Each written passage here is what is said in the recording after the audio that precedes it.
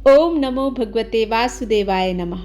स्वागत है आप सभी का आपके अपने YouTube चैनल उपासना की उपासना में।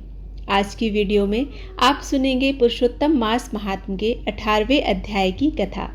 इससे पहले के अध्याय में आपने सुना था सुदेव शर्मा ब्राह्मण के पुत्र के निधन के बाद वह किस प्रकार से विलाप कर रहे थे।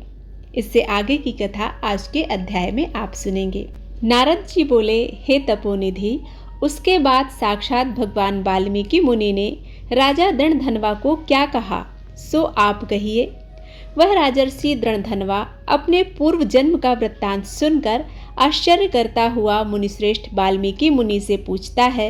राजा दृणधनवा बोले, हे ब्राह्मण, आपके नवीन नवीन सुंदर अमृत के समान वचनों को बारंबार पान कर भी मैं तृप्त नहीं हुआ, इसलिए पुनः उसके बाद का वृत्तांत कहिए। वाल्मीकि मुनि बोले, हे जगतपति, इस प्रकार उस ब्राह्मण के विलाप करते समय गर्जना से दशों दिशाओं को गज्जित करता हुआ असमय में होने वाला मेघ आया।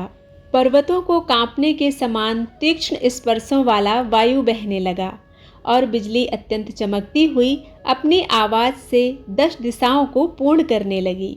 इस तरह 1 मास तक वृष्टि हुई, जिस जल से पृथ्वी भर गई, परंतु पुत्र शोक रूपी अग्नि के ताप से संतप्त वह ब्राह्मण कुछ भी नहीं जान सका। न तो जलपान किया और न भोजन ही किया, केवल हे पुत्र इस प्रकार कहकर विलाप करते हुए ब्राह्मण का उस समय जो मास व्यतीत हुआ वह श्री कृष्णचंद्र का प्रिय पुरुषोत्तम मास था। सो न जानते हुए उस ब्राह्मण को पुरुषोत्तम मास का सेवन हो गया। उस पुरुषोत्तम मास के सेवन से अत्यंत प्रसन्न नूतन मेघ के समान श्याम वर्ण वनमाला से भूषित हरि भगवान स्वयं प्रकट हुए। जगत के नाथ हरि भगवान के प्रकट होने पर मेघ समूह गायब हो गया। बाद में उस ब्राह्मण ने पुरुषोत्तम श्री कृष्णचंद्र को देखा। दर्शन होने के साथ ही गोद में लिए हुए पुत्र के शरीर को जमीन पर रखकर स्त्री सहित ब्राह्मण श्री कृष्ण भगवान को दंडवत नमस्कार करने लगा। हाथ जोड़कर श्री कृष्ण भगवान के सामने खड़ा होकर श्री कृष्ण भगवान ही हमारे रक्षक हों, ऐसा मन में विचार करने लगा। भगवान भी पुरुषोत्तम की सेवा से प्रसन्न हो अमृत की वृष्टि करने वाली अत्यंत मधुर वाणी में बोले। श्री हरि भगवान बोले, हे सुदेव, तुम धन्य हो, इस समय आप भाग्यवान हो। तुम्हारे भाग्य के वर्णन करने में त्रैलोक्य में कौन समर्थ है। हे वत्स, हे तपोधन, जो तुम्हारा होने वाला है उसको हम कहेंगे। तुम सुनो, हे ब्राह्मण, 12,000 वर्ष की आयु वाला पुत्र तुमको होगा। इसके बाद तुमको पुत्र से होने वाले सुख में संदेह नहीं है। हे द्विजात्मा, प्रसन्न मन से मैंने यह पुत्र तुमको दिया है। हमारे प्रसाद से होने वाले तुम्हारे पुत्र सुख को देखकर हे द्विजोत्तम, देवता, गंधर्व और मनुष्य लोग पुत्र सुख की इच्छा करने वाले होंगे। इस विषय में तुमसे प्राचीन इतिहास कहूँगा, जिस इतिहास को पहले मार्कंडेय मुनि ने राजा रघु से कहा था। प्रथम कोई श्रेष्ठ मन वाले धनुर नामक मुनीश्वर लोगों को पुत्र रूप मानसिक चिंता से जले हुए देखकर दुखित हुए और अमर पुत्र की इच्छा करके दारुण तप करने लगे। 1000 वर्ष बीत जाने पर धनुर्मुनि से देवता लोग बोले, हे मुनीश्वर, तुम्हारे कठिन तप से हम सब प्रसन्न हैं, इसलिए अपने मन के अनुसार श्रेष्ठ वर मांगो। श्री नारायण बोले, देवताओं के अमृत तुल्य इस वचन को सुनकर उन तपोधन धनुर नामक मुनि ने बुद्धिमान और अमर पुत्र को मांगा। उसके बाद ब्राह्मण से देवताओं ने कहा कि पृथ्वी में ऐसा पुत्र नहीं है। तब धनुर्मुनि ने देवताओं से कहा कि अच्छा ऐसा पुत्र दो जिसकी आयु की मर्यादा बंधी हो। देवताओं ने कहा कि कैसी मर्यादा चाहिए, वह भी कहो। इस पर उस मुनि ने भी कहा कि यह महान पर्वत जब तक रहे तब तक उसकी आयु रहे, ऐसा ही हो। इस प्रकार कहकर इंद्रादि देवता स्वर्ग को चले गए। धनुर्शर्मा ने थोड़े समय में वैसा ही पुत्र को प्राप्त किया। उस मुनि का पुत्र आकाश में चंद्रमा के समान बढ़ने लगा।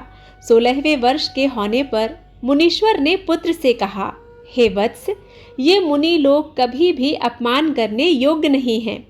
इस तरह शिक्षा देने पर भी उस पुत्र ने मुनियों का अनादर किया। आयु की मर्यादा के बल से उन्मत्त उसने ब्राह्मणों का अपमान किया। किसी समय परम क्रोधी महेश नामक मुनि ने विधि से शुभ फल देने वाले शालिग्राम शिला का पूजन किया। उसी समय उस बालक ने वहां आकर शालिग्राम शिला को जल्दी से लेकर अपनी चंचलता के कारण हंसता हुआ पूर्ण जल वाले कूप में छोड़ दिया। उसके बाद क्रोध से युक्त दूसरे काल रुद्र के समान महेश मुनि ने उस धनुर्मुनि के पुत्र को श्राप दिया कि वह अभी मर जाए, परंतु उसे मृत हुए न देखकर मन में मृत्यु के कारण का ध्यान किया। देवताओं ने इस धनुष के पुत्र को निमित्त आयु वाला बनाया है। इस तरह चिंता करते हुए महेश मुनि ने लंबी सांस ली, जिससे कई कोटि महिष पैदा हुए और उन महिषों ने पर्वत को टुकड़ा टुकड़ा कर दिया। उसी समय मुनि का अत्यंत दुर्मत लड़का मर गया। धनु शर्मा ने अत्यंत दुख से बार बार विलाप किया। उसके बाद अनेक प्रकार विलाप कर पुत्र के शरीर को लेकर पुत्र के दुख से अत्यंत पीड़ित हो चिता की अग्नि में प्रवेश किया। इस प्रकार हठ से पुत्र प्राप्त करने वाले कहीं भी सुख को नहीं पाते हैं। हे तपोधन, गरुड़ जी ने यह जो पुत्र दिया है, इससे संसार में तुम प्रशंसनीय पुत्रवान होगे। हे अनघ, मैंने प्रसन्न होकर पुरुषोत्तम के महात्म से इस पुत्र को चिरस्थायी किया है। यह तुमको सुख देने वाला होगा। पुत्र के साथ सर्वदा गृहस्थाश्रम के सुख को भोगने के बाद तुम ब्रह्मलोक को जाओगे, वहां उत्तम सुख प्राप्त करोगे। देवताओं के वर्ष से 1000 वर्ष पर्यंत भोगकर पृथ्वी पर आ जाओगे। हे द्विजोत्तम, यहाँ तुम चक्रवर्ती राजा होगे। दृढ़धन्वा नाम से प्रसिद्ध तथा सेना सवारी से युक्त हो 10,000 वर्ष तक पृथ्वी के राजा का सुख भोगोगे। इंद्र के पद से अधिक अखंड बल और ऐश्वर्य होगा। उस समय यह गौतमी स्त्री पटरानी होगी। नित्य पति सेवा से तत्पर और गुण सुंदरी नाम वाली होगी। राजनीति विशारद तुमको 4 पुत्र होंगे और सुंदर मुख वाली महाभागा सुशीला नाम की कन्या होगी।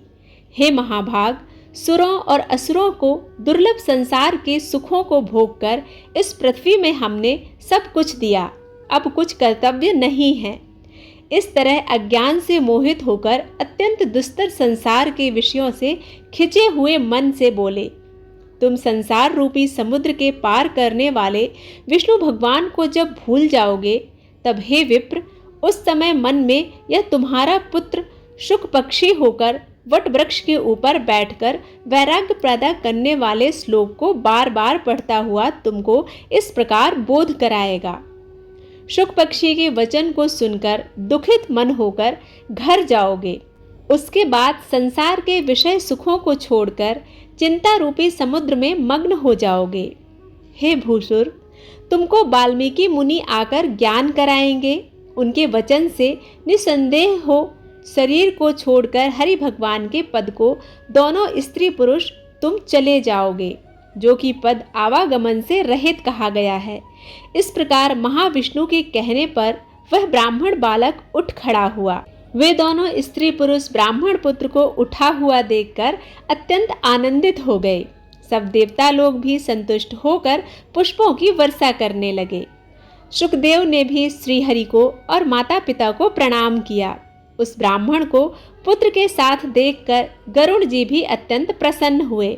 उस समय चकित होकर ब्राह्मण ने श्रीहरि भगवान को नमस्कार किया और हाथ जोड़कर जगदीश्वर से बोला। हृदय में होने वाले संदेह को दूर करने के लिए हर्ष के कारण गदगद वचन से बोला, हे हरि, मैंने 4000 वर्ष पर्यंत लगातार अत्यंत दुष्कर तप किया। उस समय मुझे आपने वहां आकर जो कठोर वचन कहा कि हे वत्स, हमने अच्छी तरह देखा है, इस समय तुमको निश्चय ही पुत्र नहीं है। हे हरि, उस वचन का उल्लंघन कर मेरे मृत पुत्र को जीवित करने का कारण क्या है, वह भी आप हमसे कहिए। ब्राह्मण की प्रार्थना पर भगवान श्री हरि विष्णु ब्राह्मण सुदेव शर्मा से क्या कहते हैं, यह आने वाले अध्याय में आप सुनेंगे। उम्मीद है यह कथा आप सभी को पसंद आई होगी। यदि पसंद आती हैं तो प्लीज़ लाइक ज़रूर किया करें। चैनल पर पहली बार आए हैं तो इसे सब्सक्राइब करना बिल्कुल मत भूलिएगा। मिलती हूँ एक नई कथा के साथ, तब तक के लिए जय श्री कृष्णा, राधे राधे।